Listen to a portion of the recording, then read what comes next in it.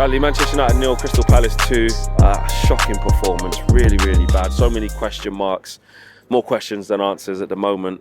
Sandro Martinez looks like he's out with a bad injury as well. That didn't look great. We'll wait to see what happens there. Hopefully his season isn't over, but again, let's wait and see. How do you sum that up today? It's a hard one to break down because it was collectively poor. Like, I don't really want to go in any individuals because everyone was just as bad as each other. And I thought the team selection was just really confusing. Why do you think Amorim did that? What do you think he was thinking? Is he trying to make a stance to the board to say, I need players, I haven't got any striker, I don't rate these strikers? Was he overexcited at the fact that Kobe did well in the 10 against Bucharest and wanted to get him even further forward? Like, I don't understand why. It didn't make sense.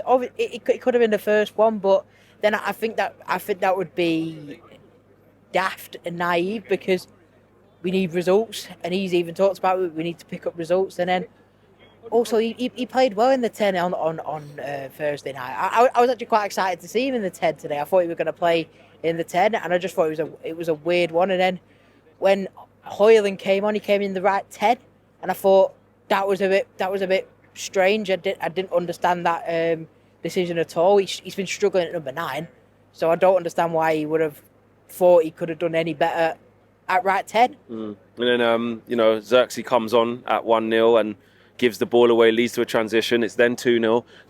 Nobody could get a hold of the game. You had Bruno dropping really, really deep today, which again, first 10 minutes, it was all right. And then Palace just worked it out. And then look what we went on to do. And it's just repetitive now, isn't it? Like, it doesn't matter what team goes out there. It doesn't matter what happens.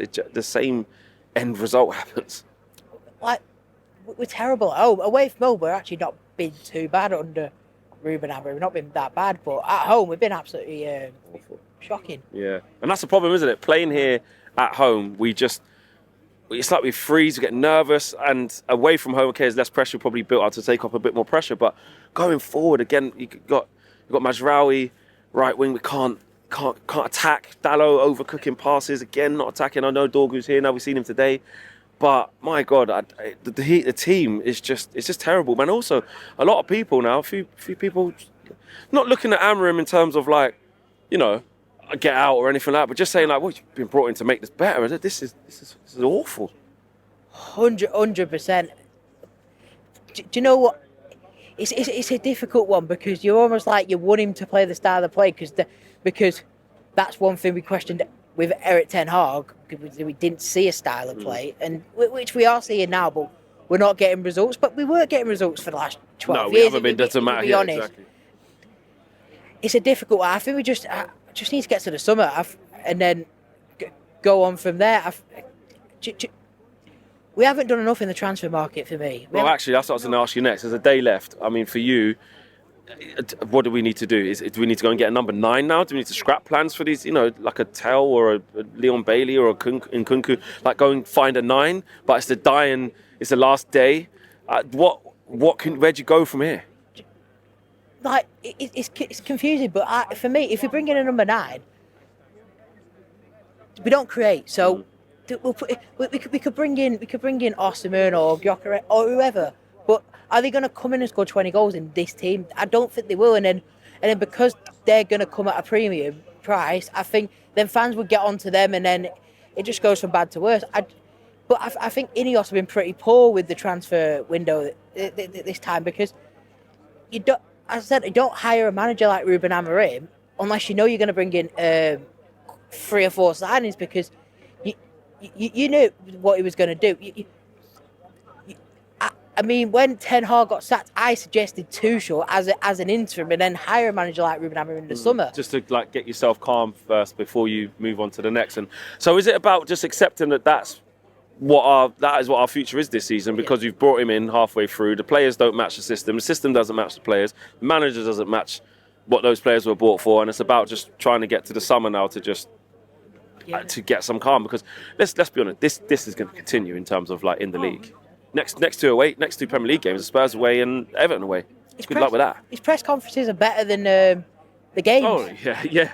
It's a bit like the Ralph Rangnick situation, and I wanted us to keep hold of Ralph, and this is why I want to keep hold of Ruben Amorim, because he does say all the right things in the press conferences, and he's willing to stamp his authority, which I think is needed.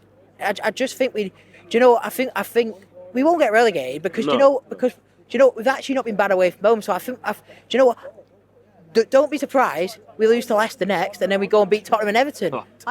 I know you did, and you couldn't write it like with these lot. There's always something there. In terms of finishing off the next couple of games, is it go back to Xerxes / Hoyland? You know, that Kobbie Mainoo experiment must end. At Put him 9 back. it failed. Yeah, at 9. At 9 failed, yeah. It's a hard one because they haven't been great. I mean, Exactly. You can't hang your hat on them either, can I'm a you? fan of Xerxes, but he's not. I'm not going to say he's done amazing because he hasn't. Yeah. He definitely hasn't. It's a difficult one. Can't carry on playing Kobbie Mainoo. No, at you 9. can't. You can't play him there. The thing is, It's gotta be one I think we'll probably end up getting Tell on loan Yeah. because we've got Rashford out on loan to Aston Villa. But the thing is, we needed more than that. And then, I mean, I wouldn't be surprised if we sell Garnacho on deadline day. And the thing is, I wouldn't have been against selling Garnacho if it was at the beginning of the January transfer window and you're going to brought in someone like a Tyler Dibble and a Mateus Cunha, and then you go, okay, fair enough. But if you sell Garnacho on deadline day and you only bring in Tell on loan, I mean, Sure, they won't do that now. Sure, that's don't be impossible. surprised. Unless they've got a replacement. Honestly. Honestly, don't be surprised. I think, honestly, my gut feeling is that they sell Garnacho on deadline day and they only bring in Tell. Honestly, I think that will happen. Yeah, well, But I think that would be absolutely stupid. Whether you rate Garnacho or not. Yeah, you can't. I don't think he's amazing, but we need bodies. players. Yeah, exactly. Okay, go again Friday night. Bring it on, not.